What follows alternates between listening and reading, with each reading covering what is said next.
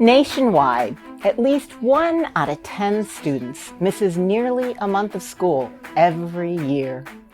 In some cities, as many as 1 in 4 students are missing that much school. I'm Hetty Chang. I'm the founder and director of Attendance Works, a national initiative committed to addressing this alarming, largely overlooked crisis that's preventing too many children from having a chance to learn and succeed.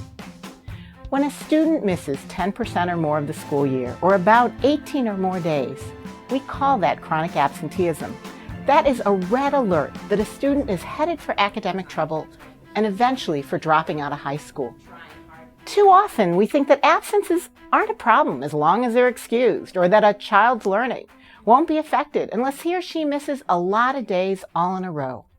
But research shows that missing 10% of the school year, which can be just 2 or 3 days every month, can add up to so much lost time in the classroom that children just can't keep up.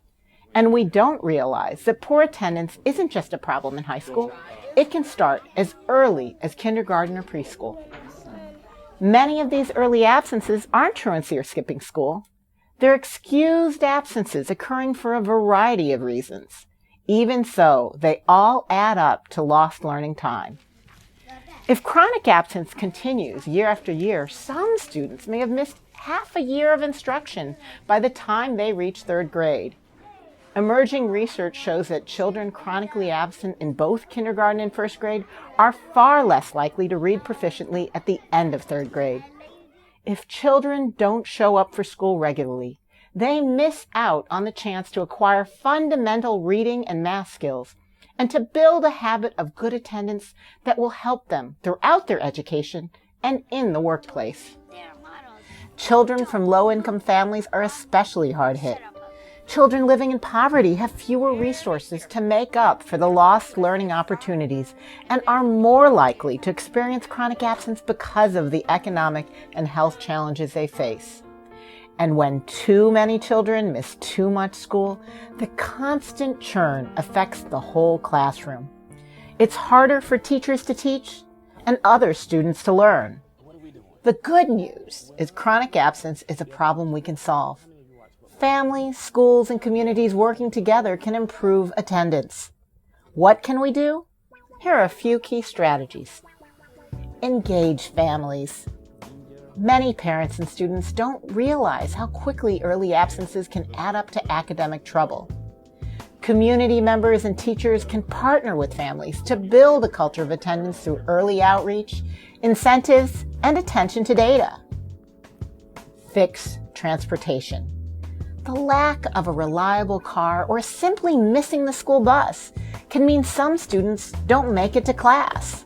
Schools, transit agencies, and community partners can organize carpools, supply bus passes, or find other ways to get kids to school. Address health needs.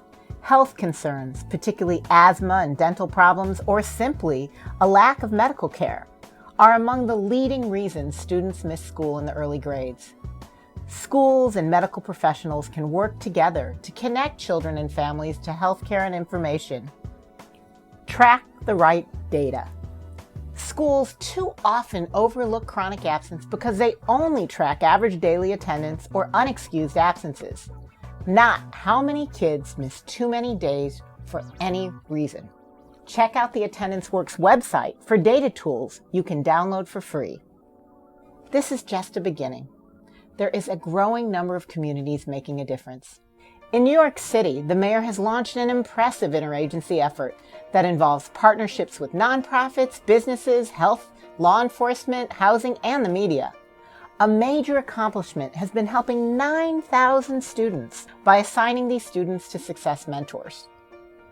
In Springfield, Massachusetts, parents and teachers are organizing walking school buses to make sure students have a safe path to school. In Los Angeles, the school district is using counselors to support schools with the highest levels of absenteeism in kindergarten and 9th grade. The district is also setting goals for attendance, so everyone knows what to expect. In Baltimore, local philanthropy, the school district, and the mayor are working together to get everyone to do their part. They're holding school attendance contests, engaging young people in creative messaging, and involving faith-based groups in helping get kids to school. In a number of places, Portland, Oregon, Grand Rapids, Michigan, and Oakland, California, community schools are reducing chronic absence. They're offering supports at schools, social services, health, mental health, and great after-school programs that help families and kids overcome the barriers that keep them from coming to school. So, now it's your turn. Is chronic absence a problem in your school or community? What will you do to help end chronic absence and ensure every child is in school so they can learn? Remember, when it comes to academic success, we can all help send the message that going to school every day is essential to a brighter future for our children. Join us this September as we launch Attendance Awareness Month throughout the country.